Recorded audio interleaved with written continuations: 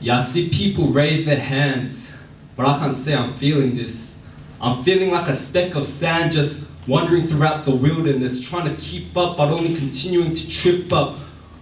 Only continuing to trip up, all these efforts just building up my walls of ignorance. I can't sustain it, I collapse on the cracked desert, I can't stain it.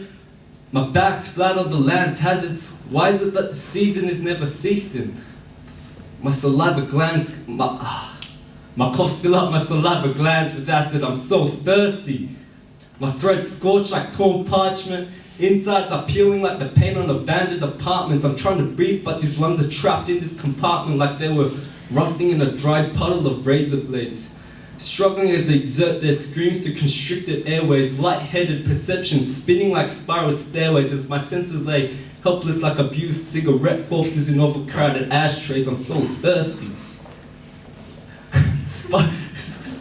Cottonmouth scribbles spider webs across my throat, harvesting a nest full of splinters as rough as rope, like a kid inhaling smoke, like cough as I start to choke, gasping for air, thirsting for water, fighting for hope. I'm so thirsty, I'm just looking for a solution, but every cup I drink only releases liters of pollution, being battered and bruised by the world's corruption and abuse, and like the innocent souls being trafficked into child and adult prostitution. I'm so thirsty.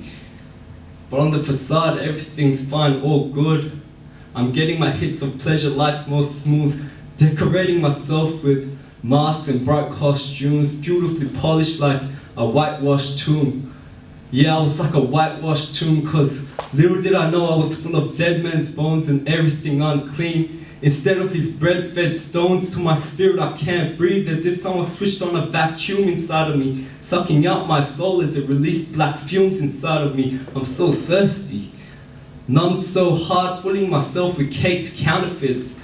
Standards so diluted that now fakes counterfeit. Treating these gutters as thrones cause they become my comfort zones. Yeah, it's too late now, I might as quit. I wish I could say thirsty, but it's come to a point where my complacency's immersed me, falling into my transgressions cause I lost when they versed me, finding my self-worth in a place that continued to hurt me, break, wreck and destroy me. I was rotting like a corpse, but that's not the end of this story. Yeah, that's not the end of his story, cause I read his, the one written for us, the 66 love letters reflecting his true glory. It was Luke 22 where Jesus prayed on the Mount of Olives. The Most High God in his ultimate kingship knelt down and prayed.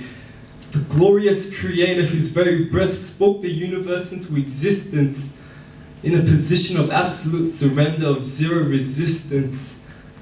Yeah, the word that became flesh and dwelt among us, fully God and fully man. He got tired, thirsty, and even wept among us, drilling his kneecaps into the ground, into the very earth he created, willing to crush himself on a cross to restore the world back to how he first made it. He cries out, Father, if you are willing, remove this cup from me, nevertheless not my will but yours be done. His sweat falls into the ground like drops of blood, the agony tearing up the heart of the spotless son. He stares into the cross knowing that hope has come for man to be finally reunited with the Father as one.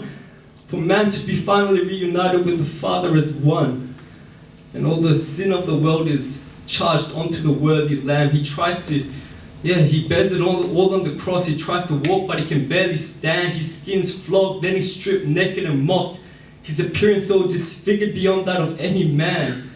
Yeah, he's pierced for our transgressions, crushed for our iniquities. He drinks drier cups of sin to give us new identities as an adopted son, as an adopted daughter, nourishing our dehydrated souls with his living water.